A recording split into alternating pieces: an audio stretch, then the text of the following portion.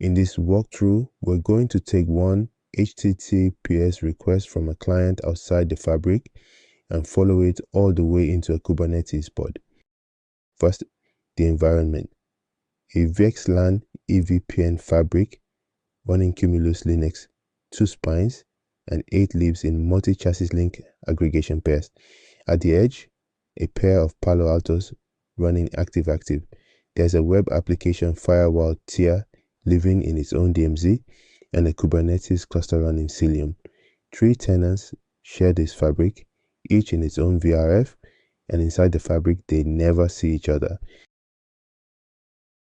The journey starts with DNS. Bind runs split views here, so the answer depends on who's asking. Our client is outside, so its query lands on 10.80.15.41, the published DNS address.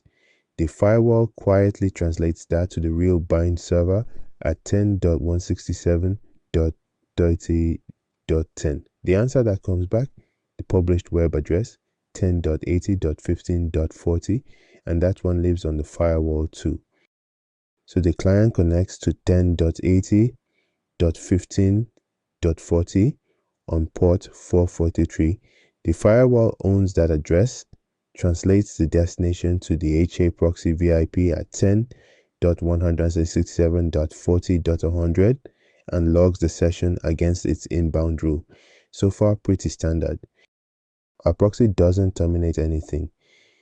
It hands the TCP session straight through at layer 4 to one of the 2 web application firewalls, this time the one at 10.167.40.10. Capture both legs and you'll see the same sequence numbers on each side. TLS ends at the web application firewall and the request gets a full mod security inspection. Now it gets interesting. The web application firewall opens a completely new connection. Source 10.167.40.10, destination 192.168.200.0, the cluster service address.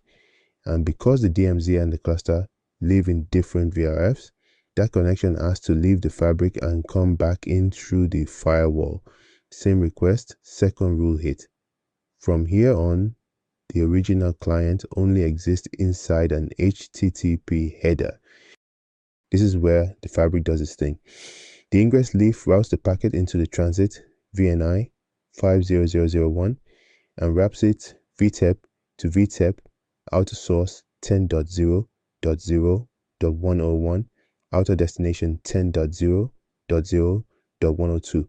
The inner frame is addressed to the egress leaf's router MAC, the same MAC you can read in the BGP type 2 route, and the spine in the middle, it just forwards IP between loopbacks. It's never heard of the tenant subnet, and that's by design. Almost there. That service address 192.168.200.0 is announced by Cilium over BGP from every single node, so the leaves don't have one path to it, they have one per node, all equal cost. Whichever node the fabric picks, the request lands somewhere that can serve it. Here's how the balancing actually works. On the node, there's no kube proxy and no IP tables. Cilium's eBPF data path owns the service address and hands the connection to the gateway. The gateway terminates TLS, matches the host header, and picks a backend pod. And that pod doesn't have to be local. If the chosen backend lives on another node, the request simply rides the pod network across, and Cilium keeps the whole thing transparent. Now let's follow the answer home. The pod replies, and the response retraces the fabric, encapsulated at the K8 leaf, back across a spine and out at the border.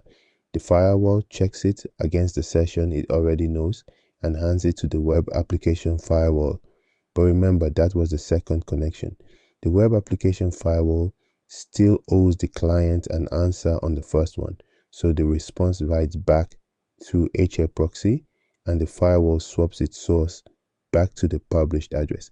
From the client's point of view, 10.80.15.40 is simply answered. And that's the whole trip. one request, 6 hops end to end. Every hop you just watched comes with the capture and the config behind it, all in the blog post. If you want to walk the same path yourself, everything you need is there. If you enjoyed following this packet, there's more of this coming. Subscribe to the channel so you don't miss the next one.